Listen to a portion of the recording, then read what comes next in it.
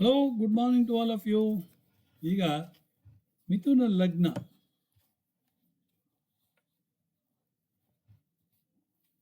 ಬೃಹತ್ ಪರಾಶರ ಏನು ಹೇಳ್ತಾನೆ ಶ್ಲೋಕ. ಪೂರ್ವ ವಿಲಗ್ನೆ ಮಿಥುನೆ ಹೀನಾಂಗ ಸೂಯತೆ ನಿಕಾಂಗೋವಾ ಪ್ರಿಯ ವಾಗ್ವಿ ಶಿಷ್ಟಕರ್ಮ ಮಿಶ್ರ ಪ್ರಕೃತಿ ದ್ವಿಜನ ನೀಕಃ ಅಲ್ಪಮತಿರಲ್ಪಕಾಯ ಸತಾಂ ಚಮಹಿತೋ ಗುರುಣಾಂ ಚ ಅಲ್ಪ ಸಹಜೋಲ್ಪಚೇಷ್ಟಃ ಪರಾವ ಮರ್ದಿ ಗುಣಯತಶ್ಚ ಕರ್ಮಸು ಬಹುಷ್ಟ ಬಿರತೋ ಧರ್ಮಂ ಸಾಧಯತಿ ನತ್ವಧರ್ಮೇಣ ಪ್ರಾಪ್ತಾನ್ ಲಾ ಭಾನ್ವಿವೃದ್ಧಾನ್ ದೋಷೈಸ್ಥೈಶ್ಚ ನಾಶಯತಿ ಬಹ್ವೀ ಪತ್ನಿರ್ಲಭತೆ ರೋಗಾಂಶ್ಚ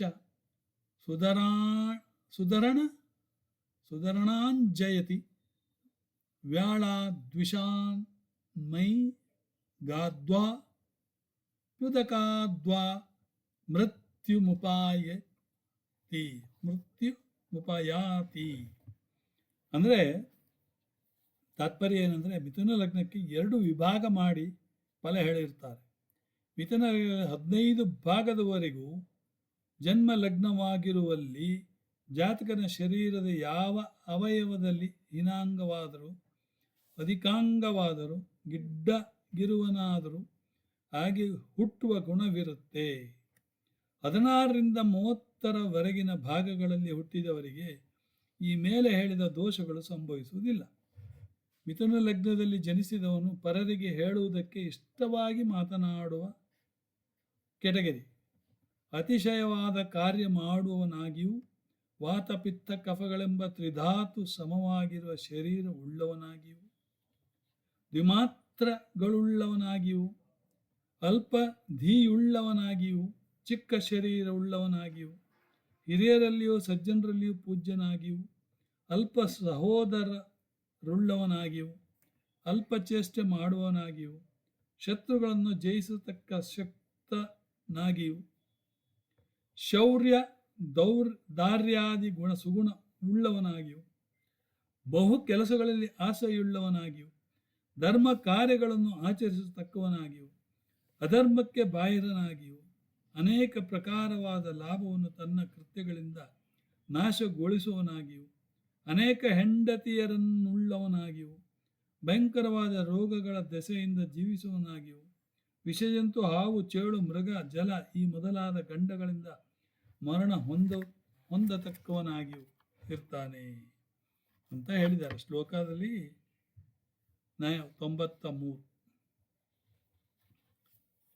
ಅದೇ ಪರಾಶರೋಕ್ತ ಮಿಥುನ ಲಗ್ನ ಫಲ ಏನು ಹೇಳಿದ್ದಾರೆ ಅಂದರೆ, ಭೌಮ ಜೀವ ಋಣಾ ಪಾಪ ಏಕ ಏಕ ಕವಿ ಶುಭ ಶನೈಶ್ಚರೇಣ ಜೀವಸ್ಯ ಯೋಗೋ ಮೇಷ ಭವೋ ಯತಃ. 94. ನಾಯಂ ಶಶಿ ನಿಹಂತಾಸ್ಯದ ಫಲಹಂ ಪಾಪಿತಾಕೃತಮಂ ಜ್ಞಾತವ್ಯಾನಿ ದ್ವಂದ್ವ ಜಸ್ಯ ಫಲಾನೈತಾನಿ ಸೂರಿಭಿ. 95. ಮತ್ತು ಕೇರಳೀಯೇ ಯುಗ್ಮೈ ಲಗ್ನೆ ಪ್ರಜಾತಸ್ಯ ರವಿಚಂದ್ರ ಕುಜಾಹ ಖಲಾಹ ತೇ ಗ್ರಹ ಮಾರಕಾಧಿಕ್ಯ ಶನಿಸ್ಸಾಕ್ಷಾನ್ನ ಮಾರಕಃ ಅಂತ ಹೇಳಿದ್ದಾರೆ. ತಾತ್ಪರ್ಯ ಏನಂದರೆ, ಮಿಥುನ ಲಗ್ನದಲ್ಲಿ ಹುಟ್ಟಿದವನಿಗೆ ಕುಜ ಗುರು ರವಿ ಈ 3 ಗ್ರಹಗಳು ಪಾಪಿಗಳು. ಶುಕ್ರನೊಬ್ಬನೇ ಶುಭಕರನು. ಶನಿಯು ಬೃಹಸ್ಪತಿಯು ಸೇರಿದರೆ ಮೇಷಲಗ್ನ ಜಾತಕನಿಗೆ ಹೇಳಿರುವಂತೆ ಯೋಗ ಭಂಗವಾಗುವುದು. ಶನಿಯು ಬೃಹಸ್ಪತಿ ಸೇರಿದರೆ ಯೋಗ ಭಂಗವಾಗ್ತದೆ. ಚಂದ್ರನ ದ್ವಿತೀಯಾಧಿಪತ್ಯ ಬಂದವನಾದರೂ ಮಾರಕನಾಗುವುದಿಲ್ಲ. ಈ ಪ್ರಕಾರ ಮಿಥುನ ಲಗ್ನ ಜಾತಕನ ಫಲ ತಿಳಿಯಬೇಕು. ಮತ್ತು ಕೇರಳೀಯರಲ್ಲಿ ಮಿಥುನ ಲಗ್ನ ಜಾತಕನಿಗೆ ರವಿ ಚಂದ್ರ ಕುಜ ಈ 3 ಗ್ರಹಗಳು ಮಾರಕರೆಂದು ಹೇಳಿರುತ್ತಾರೆ. ನೋಡಿ, ಒಂದೊಂದು ಜಾಗದಲ್ಲಿ ಒಂದೊಂದು. ಗುರುವಿಗೆ ಮಾರಕತ್ವ ಹೇಳಿರಲಿಲ್ಲ. ಯಾತಕ್ಕೆಂದರೆ ಸ್ವಭಾವ ಸಿದ್ಧವಾಗಿ ಸಪ್ತಮಾಧಿಪತಿಗೆ ಮಾರಕ ಹೇಳಿರುವುದರಿಂದ ಇದು ಪ್ರಸಿದ್ಧವಾದ ವಿಷಯವಾದ್ದರಿಂದ ಹೇಳಲಿಲ್ಲ ಅಂತ 94, 95, 96. ಇನ್ನು ಉದಾಹರಣೆ ಮಿಥುನ ಲಗ್ನಕ್ಕೆ ಈ ಜಾತಕವನ್ನು ಉದಾಹರಣಾರ್ಥವಾಗಿ ಇಲ್ಲಿ ಕೊಟ್ಟಿರ್ತಾರೆ. ಮಿಥುನ ಲಗ್ನದಲ್ಲಿ ಬುಧ ಕೇತು, ಶುಕ್ರ ವೃಷಭದಲ್ಲಿ, ಕುಜ ಚಂದ್ರ ಮೀನದಲ್ಲಿ, ರವಿ ಕಟಕದಲ್ಲಿ, ಶನಿ ಸಿಂಹದಲ್ಲಿ, ಗುರು ಕನ್ಯಾದಲ್ಲಿ, ರಾಹು ಧನುರ್ ರಾಶಿಯಲ್ಲಿ. ಈ ಜಾತಕವನ್ನು ಉದಾಹರಣಾರ್ಥವಾಗಿ ತೋರಿಸಿರುತ್ತಾರೆ. ಇದರಲ್ಲಿ ಕುಜ ಚಂದ್ರರು ದಶಮದಲ್ಲಿದ್ದು ಗುರು ನೋಡುವುದರಿಂದ ಚಂದ್ರಮಂಗಳ ಯೋಗ, ಮಹಾಶುಭ ಯೋಗ ಮತ್ತು ಲಗ್ನದಿಂದ 3ನೇ ಸ್ಥಾನದಲ್ಲಿ ಶನಿ ಸ್ವತಂತ್ರ ರಾಜ ಯೋಗಕಾರಕನಾಗಿರ್ತಾನೆ. ಮಿಥುನದಲ್ಲಿ ಬುಧನು ಸ್ವಕ್ಷೇತ್ರದಲ್ಲಿರುವುದರಿಂದ, ಅಂದರೆ ಲಗ್ನದಲ್ಲೇ ಬುಧ ಇದ್ದಾನೆ, ಸ್ವದೇಶದಲ್ಲಿ ತಾನು ಜನ್ಮಿಸಿದ ದೇಶದಲ್ಲಿ ರಾಜ್ಯಾಧಿಕಾರದಲ್ಲಿ ಗೌರವದಿಂದ ಜೀವಿಸೋ. ನೋಡಿ, ಅದು ಕೂಡ ಈಗ ಲಗ್ನಾಧಿಪತಿ ಬುಧ ಲಗ್ನದಲ್ಲೇ ಇದ್ದರೆ ಅವರು ಕೇಳ್ತಾರಲ್ಲ ಕೆಲವರು ಪ್ರಶ್ನೆ, ನಮ್ಮ ಮಗ ಪರಸ್ಥಳಕ್ಕೆ ಹೋಗ್ತಾನ? ಇಲ್ಲಿ ಹೇಳ್ಬೋದು, ಇಲ್ಲ ಪರಸ್ಥಳಕ್ಕೆ ಹೋಗುವುದಿಲ್ಲ, ಸ್ವಕ್ಷೇತ್ರದಲ್ಲಿರೋದ್ರಿಂದ ಸ್ವದೇಶದಲ್ಲಿಯೇ ಅವನು ಮಿನುಗುತ್ತಾನೆ ಅಂತ ಹೇಳಬೇಕು. ಸಪ್ತಮದಲ್ಲಿ ರಾಹು ಇರುವುದರಿಂದಲೂ ಸಪ್ತಮಕ್ಕೆ ಶುಭ ದೃಷ್ಟಿ ಇಲ್ಲದಿರುವುದರಿಂದ ದ್ವಿಕಳತ್ರ ಯೋಗ ಮತ್ತು ಶುಕ್ರನು ಪಂಚಮಾಧಿಪತಿಯಾಗಿ ಗುರುದೃಷ್ಟಿಯುಕ್ತನಾಗಿರುವುದರಿಂದ ಸ್ತ್ರೀ ಪ್ರಜೆ ಹೆಚ್ಚು. ಯಾಕಂದರೆ ಶುಕ್ರ ಪಂಚಮಾಧಿಪತಿಯಾಗಿ ಗುರುವಿನ ದೃಷ್ಟಿ ಉಳ್ಳವನಾಗಿದ್ದಾನೆ. 9ನೇ ದೃಷ್ಟಿ ಆ ವೃಷಭದಲ್ಲಿರುವ ಶುಕ್ರನ ಮೇಲೆ ಬಿದ್ದಿದೆ. ಅದರಿಂದ ಸ್ತ್ರೀ ಪ್ರಜೆ ಹೆಚ್ಚು, ಅಂದರೆ ಫಿಮೇಲ್. ಓಕೆ.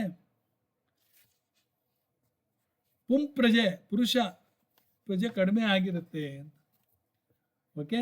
ಶುಕ್ರನ ವಯಸ್ಥಾನದಲ್ಲಿ ಸ್ವಕ್ಷೇತ್ರದಲ್ಲಿರುವುದರಿಂದ ಆದಿ ವಯಸ್ಸಿನಲ್ಲಿ ಪುತ್ರ ಸಂತತಿ ಇಲ್ಲ, ಅಂತ್ಯ ವಯಸ್ಸಿನಲ್ಲಿ ಆಗ್ತದೆ ಅಂತ.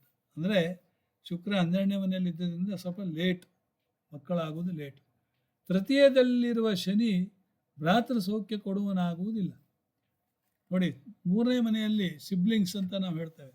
ಶನಿ ಇರುವುದರಿಂದ ನಿಮಗೆ ಸೌಖ್ಯ ಇಲ್ಲ, ಅಂದರೆ ಭ್ರಾತೃ ಸಣ್ಣ ತಮ್ಮ ತಂಗಿ ಅವರ ಒಂದು ನಿಮಗೆ ಸುಖ ಇರುವುದಿಲ್ಲ. ಜಸ್ಟ್ ಬ್ಯೂಟಿಫುಲ್ ಆಗಿ ಹೇಳಿದ್ದಾರೆ. ಓಕೆ. ಇನ್ನು ನನಗೆ ಪರ್ಮಿಷನ್ ಕೊಟ್ಟರೆ ಇನ್ನೊಂದು ಕಟಕ ಲಗ್ನದ ಬಗ್ಗೆ ಹೇಳ್ತೇನೆ. ಕಟಕ ಲಗ್ನದವರು ಏನು ಹೇಳ್ತಾರೆ ಅಂದರೆ, ನೋಡಿ, ಕರ್ಕಾಟಕ ಲಗ್ನ ಜಾತಕನಿಗೆ 2 ವಿಧವಾಗಿ ಫಲ ಹೇಳಿರುತ್ತೆ.